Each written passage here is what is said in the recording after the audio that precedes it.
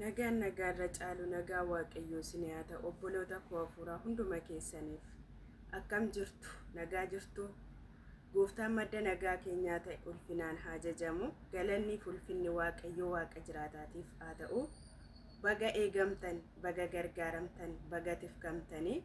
Inni nu gargaare Yesuus Kiristoos haa eebbifamu. Galanniif ulfinni Waaqayyoodhaaf haa ta'u. Baga eegamtanii ayyaana gooftaa keessatti baga eegamtan, baga gargaaramtan, galanni Waaqayyoof haa ta'u.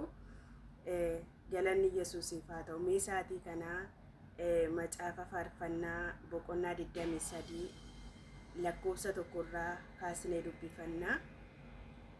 Galanni Yesuus Kiristoosiif haa ta'u. Gooftaan koo isin haa eebbisu, eebbifamaa. Ayyaanni Waaqayyoo isinii haa dabalamu. Waaqayyo tiksee kootii, ani homaa hin dhabu jedha. Maal? Waaqayyo tiksee kootii, ani homaa hin dhabu. Ati homaa hin dhabdu. Maal waan ta'eef? Waaqayyo tiksee kee waan ta'eef. Waaqayyo tiksee kee waan ta'eef ati homaa hin dhabdu. Eenyu? Warri jireenya gooftaa gammachiisu jiraatanii, warri jireenya gooftaa wajjiniin jiraatanii homaa hin dhaban. Galanni Yesuus Kiristoosiif haa ta'u. Waaqayyo tiksee keetii kan jedhu irrattan dubbadha. Mee Waaqayyoon kadhannee itti deebina. Warri Waaqayyo tiksee keessan ta'e duwwaan sagalee kana sheer godhaa, laayik godhaa. Gooftaan koo isin haa eebbisu. Sheer godhaa, koppiliinkii godhaa, laayikii godhaa.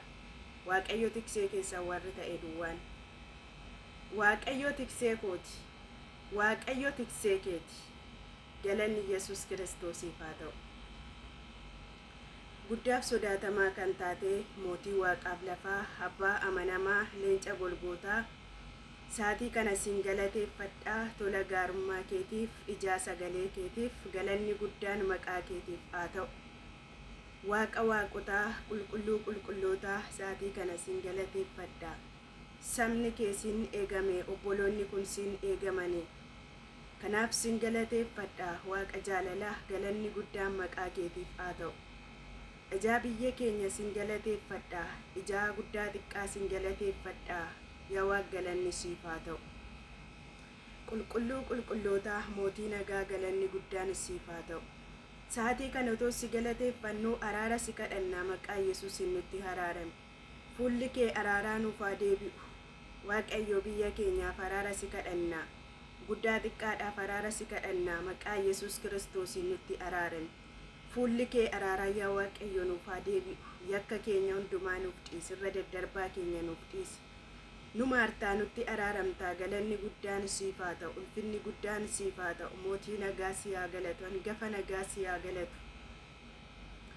Waaqa waaqotaa eebbifame. Kunoo saatii kana yaa Waaqayyo gooftaa araara kee erga argannee maqaa Yesuus Kiristoosiin obboloonni karaarraa kaatani yaa Waaqayyo gooftaa karaatti akka deebi'aniif gargaarsa kee barbaadu. Maqaa Yesuusin lafa jiranitti gareeggaadha.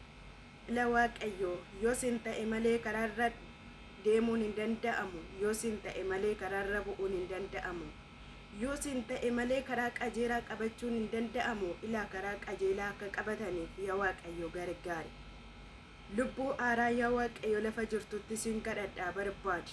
Yesuus Kiristoos lubbuun isin beekne, lubbuun eenyummaa kee hin beekne amma maqaa Yesuusin si beekuun yaa Waaqayyo gooftaa haa ta'u. Si haa beektu maqaa Yesuus Kiristoosiin. Dhaloonni sin beekne, dhaloonni karaa kee hin beekne karaa kee haa beekan. Maqaa gooftaa Yesuus Kiristoosiin hundumaa gootaa galanni siif haa ta'u. Ergamaan dukkanaa sagalee keetiin kan mormu yoo jiraate lafa jirutti haa qabamu. Hafuura hamaa hojii seexanaatiin nan murama, maccammeenyaatiin nan murama. Baiyesuus Kiristoos sim haa diigamu. Baiyesuus Kiristoos sim haa diigamu. Baiyesuus Kiristoos sim haa diigamu. Baiyesuus Kiristoos sim haa diigamu. Karaa keenyarraa, jireenya keenyarraa qajeelummaa yaa Waaqayyo gooftaa akka hin hojjenneefi amantoota karaarraa kan kaachisu, qajeelummaa kan jibbisiisu, qajeelummaarraa kan deebisu maqaa Yesuus Kiristoos lafa jirutti haa qabamu amichi. Saba kee qabi yaa Waaqayyo karaa qajeelummaarra buusi. Maqaa Yesuus Kiristoosiin obboloota gargaarsa barbaadan sin kadhadhaa gargaara. Lubbuun dhiphachaa jirtu amma dhiphina keessaa haa baatu. lubbuun dhukkubsachaa jirtu amma maqaa Yesuusiin afayyitu. Lubbuun rakkina keessa jirtu rakkina keessaa abbaatu. Lubbuun dhiphina keessa jirtu dhiphina keessaa abbaatu. Lubbuun gaddaa jirtu maqaa Yesuusiin haa jajjabaattu. Lubbuun boo'aa jirtu maqaa Yesuusiin haa gammaddu. Balballi yaa Waaqayyo gooftaa isaanitti cufame maqaa Yesuusiin duraa abbanamu. Cufaan isaanii duraa abbanamu. Dukkanni isaanii haa ifu. Maqaa Yesuusiin cufaa isaanii in banta. Dukkana isaanii in ibsita. Galanni siif haa ta'u. Ulfaadhu Waaqayyo Abbaa, sagalee kee kana yeroon dubbadhutti yaa Waaqayyo nu gargaara. Hafuura addaatiin nu gaggeessi. Nu gaggeessitaa ulfaadhu. Maqaa Yesuus Kiristoosiin galanni guddaan siif haa ta'u. Maqaa Yesuusiin ameen. Eebbifamaa gooftaan koo sinaa eebbisu. Egaa sagalee Waaqayyo tiksee keeti kan jedhu irratti dubbadha. Haala rakkina isaa keessa jiraadhu. Iddoo hin mijanne jiraadhu. Lafa ati Waaqayyoon akka hin waaqeffannee fi siif hin mijanne jiraadhu. Waaqayyo tiksee keeti. Egaa Daani'eel boolla leencaa keessatti gaafa darbatanitti, leencaaf irbaata gaafa godhanitti, Waaqayyo gooftaan tiksee isaa waan ta'eef Daani'eeliif leenca boraatii godheefi. Daani'eelis leencaan hin nyaatamne. Galanni Waaqayyoodhaaf haa ta'u. Daani'eel leencaan hin nyaatamne.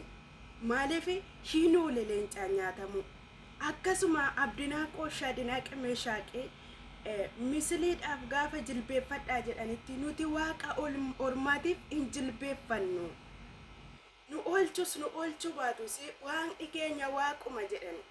Nu oolchus nu oolchuu baatus waaqni keenya waaquma jedhani. Gaafa kana abidda dachaa 7 keessatti fuudhanii hin darbatan. Abidda dachaa 7 keessatti gaafa fuudhanii isaan darbatanitti Waaqayyo gooftaan tiksee isaanii waan ta'eef abiddi dachaa 7 suni wayyaa isaaniitiyyuu hin tuqne. Galanni Yesuus Kiristoosiif haa ta'u. Kanaaf iyyuu lubbuun dhiphina keessa jirtu, lubbuun rakkina keessa jirtu, lubbuun haala ulfaataa keessa jirtu, Waaqayyo tiksee kee ta'uurraan kan ka'e shin oolta maqaa Yesuus Kiristoosiin. Waaqayyo tiksee keeti. Hin raafamin. Dhiphina sanaaniin kuftamite. Rakkina sanaaniin kuftamite. Yaaddoo sana keessatti aftamite. Waaqayyo tiksee kee waan ta'eef ati shin oolta. Warri Waaqayyoodhaan amanatan shin oolu. Warri Waaqayyo irratti of gatan shin oolu. Hammamuu ba'aan isaanitti haa ulfaatu. Hammamuu gidiraan isaanitti haa ulfaatu. Warri Waaqayyoodhaan tiksee isaanii godhatan, warri Waaqayyo irratti of gatan shin oolu. Ati shin oolta. Galanni Yesuus Kiristoosiif haa ta'u. Warri isatti amanan taasallee irraafamani. Warri isatti amanani jireenya qajeelaa, jireenya boqonnaa, jireenya aara galfii jiraatu. Yaa obboleettii koo, yaa obboleessa koo, sittan hima. Karaa inni dhugaan karaa Yesuus Kiristoos malee hin jiru. Ati Kiristoositti amani malee, ati isarratti of gate malee inni dabarsee amaadhaaf sin laatu. Galanni Waaqayyoodhaaf haa ta'u.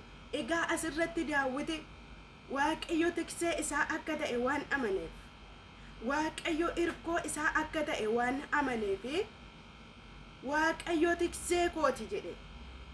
Waaqayyo tiksee kooti. Ani omaa hin sodaadhu jedhe. Ani omaa. Yesuus Kiristoosiif galanni guddaan haa ta'u. Waaqayyo tiksee kooti, ani homaa hin dhabu jedhe. Warri Waaqayyo tiksee isaanii ta'ee homaa hin dhabane. Warri Waaqayyo irkoo isaanii ta'ee homaa hin dhabane. Galanni Waaqayyoodhaaf haa ta'u. Lakkoofsa 2. Ani marga lalisaa keessa akkan boqoddu in godhaa, gara laga itti aara galfatanittis nageessa jedha. Maal akkan ta'u jedha? Ani marga lalisaa keessa akkan boqoddu shin godha jedha. Marga lalisaa keessa akkan boqoddu shin godha. Yesuus gooftaadha. Waaqayyo gooftaan marga lalisaa keessaa akka ati boqottu siif godha. Galanni Yesuus Kiristoosiif haa ta'u. Koonaan kee in lalisa. Gaafa kam? Gaafa Yesuus Kiristoosin dhaadannoo kee godhatte. Koonaan kee in lalisa. Gaafa Yesuus Kiristoosin amanannaa kee godhattu. Galanni Waaqayyoodhaaf haa ta'u. Galanni Yesuus Kiristoosiif haa ta'u. Ani marga lalisaa keessa akkan boqodhu hin godha jedhe.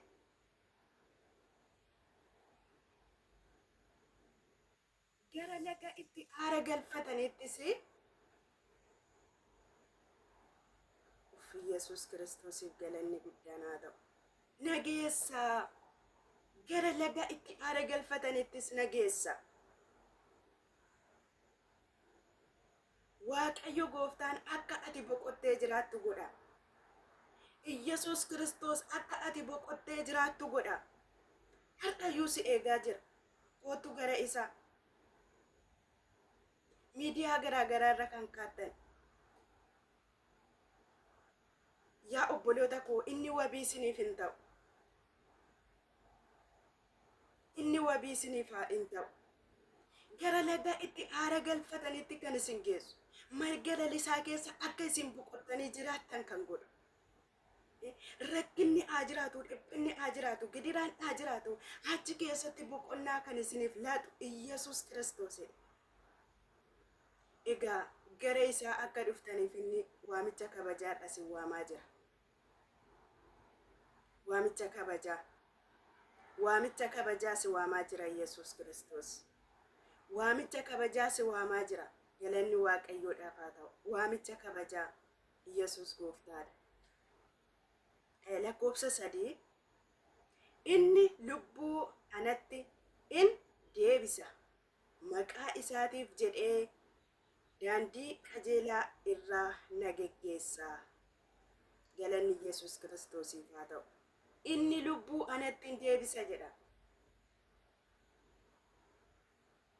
Inni lubbuu anatti in deebisa. Maqaa isaatiif jedhee daandii qajeelaarraa ana in geggeessa jedha. Daandii qajeelaarra kan si geggeessu Yesuus Kiristoosidha. Ati ofii keetiin kaatee daandii qajeelaarra bu'uu hin dandeessu. Ati ofii keetiin kaatee daandii qajeelaarra adeemuu hin dandeessu. Yoo maal taate malee, yoo Yesuus Kiristoos si gargaare malee. Kanaaf iyyuu gargaarsa isaa si barbaachisa. Gargaarsa isaa nu barbaachisa. Daandii qajeelaarra bu'uudhaaf, daandii qajeelaarra adeemuudhaaf. Galanni Yesuus Kiristoosiif haa ta'u. Haleluuyaa. Waaqayyo gooftaadhaaf galanni haa ta'u. Haleluuyaa. Lakkoofsa 4. Ani bowwaa dukkanaa'aa sodaachisaa keessa yoon adeeme iyyuu hamaan anatti dhufa jedhee in sodaadha. Maal keessa yoon adeeme iyyuu? Ani bowwaa dukkanaa'aa keessa yoon adeeme iyyuu hamaan anatti hin dhufa jedhee in sodaadhu jedhe. Hamaan anatti hin dhufa jedhee in sodaadhu. Bowwaa dukkanaa'aa keessa adeeme. Lafa rakkinaa keessa adeeme. Lafa jajjabaa keessa adeeme. Hamaan sitti dhufuu hin danda'u. Amma kamitti? Amma Kiristoosiin wabii kee godhattetti. Amma Kiristoosiin abdii kee godhattetti. Amma Kiristoosiin amanannaa kee godhattetti. Amma adeemsa kee Yesuus Kiristoos wajjin godhattetti. Hamaan sitti hin dhufu. Bowwaa dukkanaa'aa keessa adeemi. Lafa rakkinaa deemi. Lafa dhiphinaa keessa adeemi.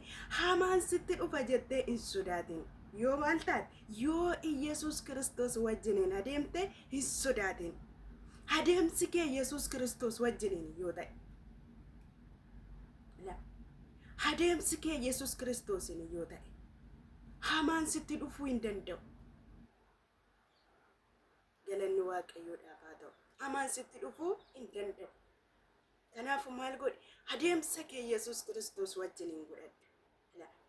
Wanti Yesuus Kiristoosiin ala raawwatamu, wanti Yesuus Kiristoosiin ala ta'ee milkaa'u. galma ga'uu hin danda'u. Galma ga'uudhaaf maal si barbaachisa? Adeemsa kee Iyyasuus Kiristoos wajjiniin godhachuu si barbaachisa. Waaqayyo naa gargaaru si haa gargaaru buleettii obboleessa. Yoo Waaqayyo nu gargaare malee hin ta'u. Jireenyi keenya har'aa kun maal fakkaata? Jireenya Waaqayyoodhaan gammachiisu moo jireenya Waaqayyoodhaan hin gammachiifnedha? Jireenya Waaqayyoon alaati. Yoo jireenya Waaqayyoon alaa ta'e, jireenya Waaqayyoon hin gammachiifne ta'e, Waaqayyo gooftaan nu haa deebisu gara jireenya isa gammachiisutti, gara jireenya Waaqayyoodhaan ta'etti, gara jireenya fedha Waaqayyoo ta'etti, Waaqayyo anaaf isin haa deebisu. Gaafa sanaa boqonnaa arganna. Gaafa sanaa rikkina keessa yoo adeemne, lafa dhiphinaa keessa yoo adeemne, karaa kamiiniyyuu bitaaf mirgaan diinni yoo baay'ate sitti dhiyaachuu hin danda'u. Yoo maal ta'e, yoo jireenya Waaqayyoodhaan gammachiisu jiraanne, galanni Yesuus Kiristoosiif haa ta'u. Jireenya Waaqayyoon gammachiisu yoo jiraatte, kuftee otoo jedhanuu atiin kaata. Salphattee otoo jedhanuu atiin ulfaatta. Maalidha? Jireenya Waaqayyoon gammachiisu jiraatta waan ta'eef. Ammamuu dadhabduu yoo taate, gaafa deebitee Waaqayyoodhaan araara kadhattu, Waaqayyo yakka keessarra lakkaa'u. Waaqayyo immoo yakka koonarra lakkaa'u jennee otoo beeknuu hojjanna yoo ta'e, Waaqayyo cubbuu koonarra lakkaa'u jennee otoo beeknuu cubbuu koona yoo ta'e, inni dhiifama hin qabu. Dogongoraan otoo hin beekin, otoo hin jaalatin cubbuu goote sanaaf Waaqayyo araara siif godha. Kanaaf jireenya Waaqayyo tiksee keenya akka ta'uu fi jireenya Waaqayyoodhaan gammachiisu jiraachuun anaaf siif haa ta'u. Yoo Waaqayyo tiksee koo naaf haa ta'u jettee karaa isaatti deebi'i. Galanni Yesuus Kiristoosiif haa ta'u.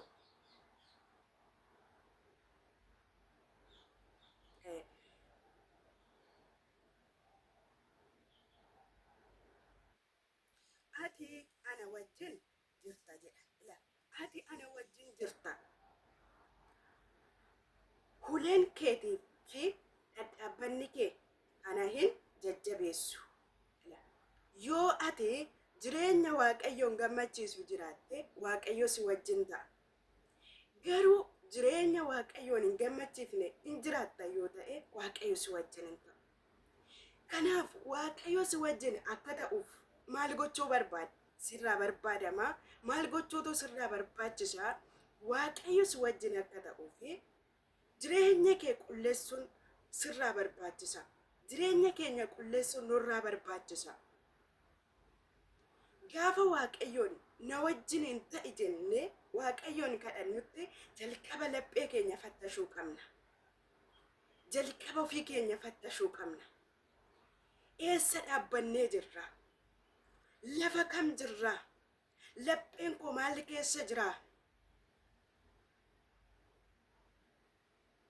Jireenyi na nama jiraachaa jiru kun jireenya Waaqayyoo akka na wajjin ta'u godhuudha jennee isa kana xiinxallee ilaaluu qabna.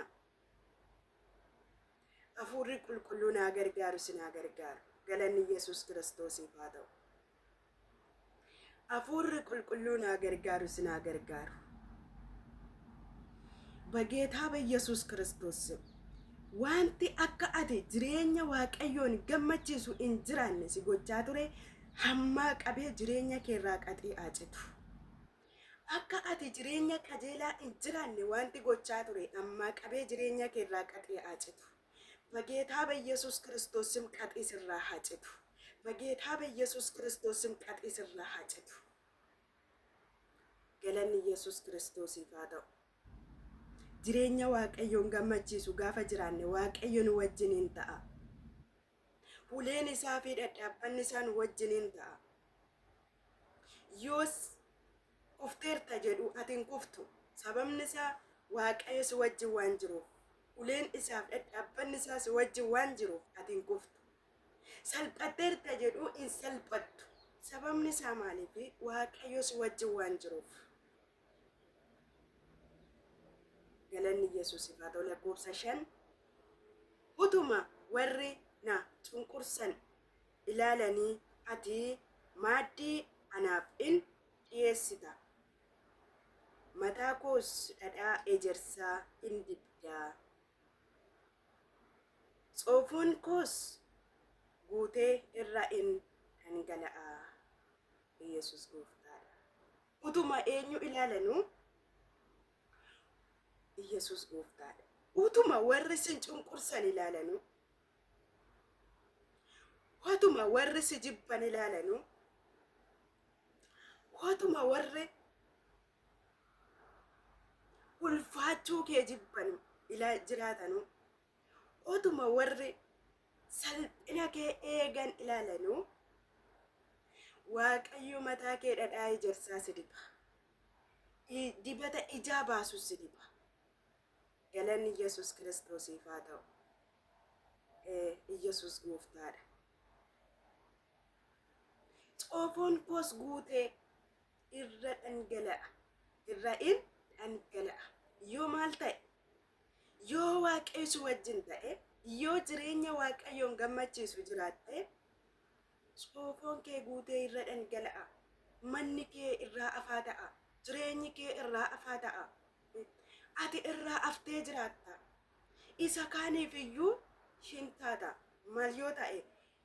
Yoo Waaqayyoodhaan gammachiifte, yoo adeemsi kee, jireenyi kee Yesus Kiristoos wajjin ta'e, jireenya irraa afaa jiraatte, isa kaaniif iyyuu irraa afta. Isa kaaniif iyyuu eebba taata. Galanni Waaqayyoof haa ta'u. Lakkoofsa 6 eeyyee bara jireenya koo hundumaatti gaarummaan kee fi arjummaan kee ana duukaa in bu'u. Guyyoota kaan hundumaafis mana Waaqayyoo keessa nan jiraadha. Yesus gooftaadha. Eeyyee bara jireenya koo hundumaatti gaarummaa keef arjummaa keenan na duukaa in bu'aa jedha. Na duukaa in bu'u. Maaltu gaarummaan isaa fi arjummaan isaa. Galanni Yesus Kiristoosiif haa ta'u. Gaarummaan isaaf arjummaan isaa si wajjiniin jira. Galanni Yesus Kiristoosiif haa ta'u. Galanni Yesus Kiristoosiif haa ta'u. Kanaaf jireenya Waaqayyoon gammachiisu jiraachuun anaaf haa ta'u, siif haa ta'u. Yesus gooftaadha. Jireenya Waaqayyoon gammachiisu gaafa jiraannedha. Jireenya qajeelaa akkasumas immoo jireenya irraa afaa kan jiraannu. Kanaaf iyyuu jireenya irraa afaa, jireenya Waaqayyoodhaan gammachiisu jireenya irraa afaa jiraatta. Naannoo keetti wanti si raasu yoo jiraate, wanti si sodaachisu yoo jiraate, wanti akka ati boqonnaa hin arganne godhu jiraate yoo jiraate iyyuu ati boqonnaa argattee jiraatta. Sababni isaa maaliif? Waaqayyo si wajjin waan jiruuf. Galanni Yesus Kiristoosiif haa ta'u. Jireenya si gammachiisu jiraadhee bara koo dabarsuun barbaada. Maaloo na gargaari gooftaa, adaraa fuula keen barbaada. Jireenya si gammachiisu jiraachuun barbaada bara koo. Maaloo na gargaari gooftaa, ansiif ta'een jiraadha guutummaa bara koo. Humna kee anaaf ergeessa jabeessee na dhaabu. Raafamnes innaa jiraate gooftaa koo sirraa adda nan baasu. Humna kee naaf ergeessa jabeessee na dhaabu. raafamni sinnaa jiraate gooftaa koo sirraa adda nan baasu. Raafamni sinnaa jiraate gooftaa koo sirraa adda nan baasu. Raafamni sinnaa jiraate gooftaa koo sirraa adda nan baasu.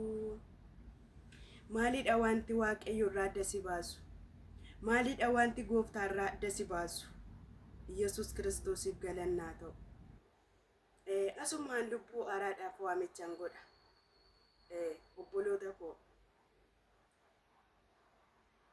Akkuma Yohaannis Cuuphaa akkas jedhee dubbachaa ture.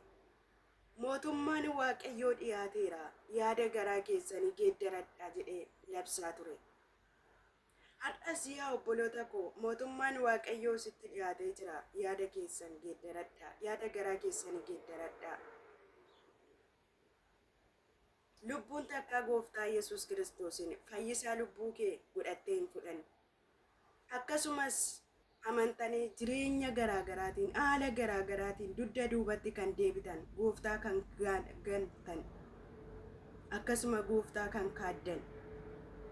Waamicha kabajaan isiniif godha. Yaa obboloota koo, carraa kana dhabuu dandeessu guyyaa tokko.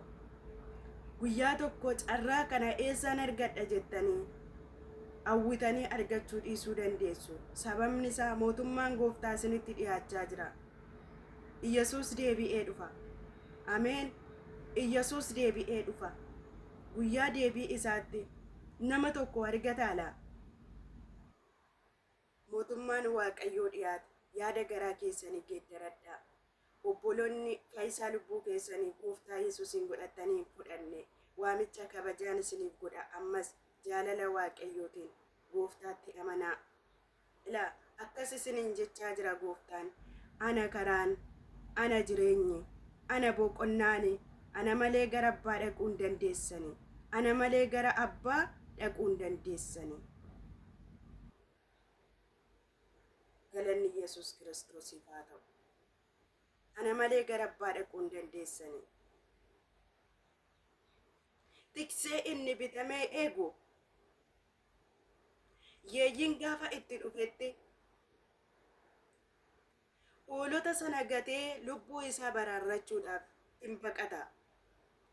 Garuu tiksee inni hoolonni kan isaa ta'an abbaan hoolotaa tiksee inni dhuga lubbuu isaa dabarsee laata malee tasallee yeeyyitti dabarsee hin laatu hoolota. Kanaaf har'as obboleettii koo, obboleessa koo, tikseen kee inni dhugaa Yesus Kiristoosidha. Tiksee inni bitamee si eegu immoo Waaqa tolfamaadha. Kanaaf Waaqa tolfamaa harka kee keessa jiru lafa kaa'i. Har'as Waaqa tolfamaa kan jireenya keenyatti ta'e, dhaloota baay'eetti kan ta'e wanta baay'eetu jira. Kanaaf gooftaa Yesus Kiristoosiin fayyisaa lubbuu keessan godhadhaa fudhadhaa. Gooftaatti amanaa. Koottaa harka bal'isee isin eegaa jira. Mootummaan Waaqayyoo dhiyaatee jira. Yaada garaa keessanii geeddaradhaa. Karaan dhugaan jireenyi Yesuusidha. Karaan dhugaan jireenyi Yesuusidha. Karaan dhugaan jireenyi Yesuusidha. Kootu yaa obboleessaa, obboleetti sittan himaa dhugaa jiru.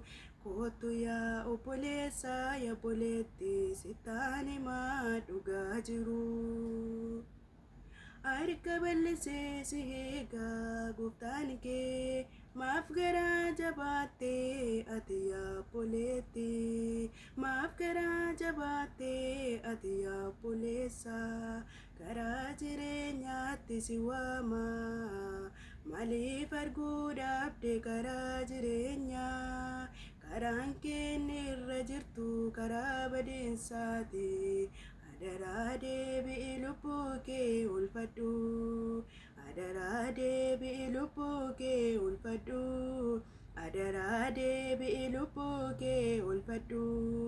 Adaraa deebi'i lubbuu kee oolfadhu. Adaraa deebi'i lubbuu kee oolfadhu. Itoo argitee hubattee abidda boba'u sana. Utuu argitee hubattee bishaan danfuu sanaa atuu gooftaarraa hin deebitu jireenya waaqayyoon gammachiisu jiraatta adaraa deebi'ii karaa badiinsaarraa karaa naatirra jirtu jireenya siin ta'u abidda bara baraatti si gata deebi'e karaan jireenyaa karaan gara abbaa si geessu karaan gara mootummaa waaqayyoo si geessu Yesuus Kiristoos duwwaadha. Yaa obboleettii koo har'a sittan hima malee homaa si gochuu hin danda'u. Hafuurri gooftaa yoo si keessa buufatee laphee kee tuqee wanticha siif akka galu godhe malee ani sitti meedhaa akkasumaan sitti yeedhaa faayidaa hin qabu. Garuu yoo ati hubatte garuu yoo hafuurichi siif ergame laphee kee yoo tuqee wantichi siif galuu danda'a. Kanaaf Yesuus Kiristoos malee karaan hin jiru. Yesuus Kiristoos malee jireenyi hin jiru. Yesuus Kiristoos malee boqonnaan hin jiru. Yesuus Kiristoos malee aara galfiin hin jiru. Kanaaf Yesuus Kiristoosiin fayyisaa lubbuu keessan godhadhaa fudhadhaa. Obboloonni gooftaa Yesuusiin fayyisaa lubbuu keessanii godhatanii fudhachuudhaaf fedhii qabdan hafuurichi kan isin waame hafuurichi kan isin tuqe akkas jedhaa kadhata kana afaana kadhadhaa. Yaa Iyyasuus ani sitti amaneera mootummaa biyya lafaa fi sheexana kaadeera. Gooftaa Yesuus Kiristoos fayyisaa lubbuu koo godhadhee si fudhadheera. Maqaa koo galmee kee jireenyaa irratti naaf caafe. Cubbuu koo hundumaa dhiiga keetiin narraa qulleessi. Mucaa kee godhattee sila na simatteef galanni siif haa ta'u. Bageetaa ba'Yesuus simnaaf dhaga'e. Ameen. Kadhata kana nafaana warri kadhattanii kadhata kana nafaana warri kadhattan gooftaa Yesuus Kiristoosiin fayyisaa lubbuu keessanii godhattanii warri fudhattan bilbila as jalatti barreeffamee jiru naaf dawwalaa barnoota dininnatii baradhaa cuuphamaa isinin jechuun jaaladhaa. Akkasumas immoo biyya keessa kan jirtan waldaan isinitti dhiyoo kan jiru isiniif hin dhiyaatu waldaa dhaqaatii barnoota cuuphaa baradhaa cuuphamaa ila bishaaniif hafuura qulqulluu irraa kan hin dhalanne mootummaa waaqayyoo hijumaan arguu hin danda'u. Yesuus Kiristoos harka Yohaannisitti gaafa cuuphametti seericha guutuudhaaf ilma waaqayyoo ta'ee otoo jiru abboomamee dhaqee harka Yohaannisitti cuuphame. Baradhu dininnatii baradhu macaafa qulqulluu baradhu seera cuuphaa baradhu akkasumas immoo cuuphamaa. Biyya ambaa keessa kan jirtan biyya ormaa keessa kan jirtan gola madaamii kan jirtan bilbila as jala jiruun naaf dawwalaa. Barnoota kutaa barnoota garee barnoota cuuphaatti isin dabalee akka isin barattaniif illee haala isiniif mijeessa. Kadhata kana warri nafaana kadhattan bilbila as jala jiruun naa dawwalaa. Gooftaan koo sinaa eebbisu waan na dhageessaniif eebbifamaa. Ayyaanni isiniif haa dabalamu. Abboomamuun aarsaa warra gowwootarra caala jedha sagaleen isaa waan abboomamtaniif eebbifamaa. Gooftaan koo sinaa eebbisu. Akkasumas immoo waldaa biyya ambaa keessa kan jirtan gola ambaa keessa kan jiran tan waldaa kan hin qabne takkuma miseensa ta'een jiru waldaa kamittiyyuu qabameen jiru ani waldaa hin qabu kan jettan na barbaachisaa amma garuu miseensa ta'ee gooftaa koof tajaajiluu gooftaa koof hojjechuu fuula gooftaa deddeebi'uun barbaada. Na barbaachisaa isaaf jiraachuun kan jettan yoo jiraattanis bilbilas jala jiru naaf bilbila waldaattanis hin dabala koottaa nu wajjiniin waaqeffadhaa waaqeffachiisaa geggeessummaadhaan faarfannaadhaan lallabaan kadhannaadhaan kallattii garaagaraatiin hafuurri qulqulluu akka isin geggeessetti kennaa isin keessa jiruun tajaajilamuu hin dandeessu. Ayyaanni gooftaa isiniif haa dabalamu. Bilbila as jala jiruun naa dawwalaa. waldaatanis hin dabala jechuun jaaladha. Kootaan wajjin waaqeffadhaa waaqeffachiisa. Ayyaanni isin haa dabalamu. Eebbifamaa. Shaaloom.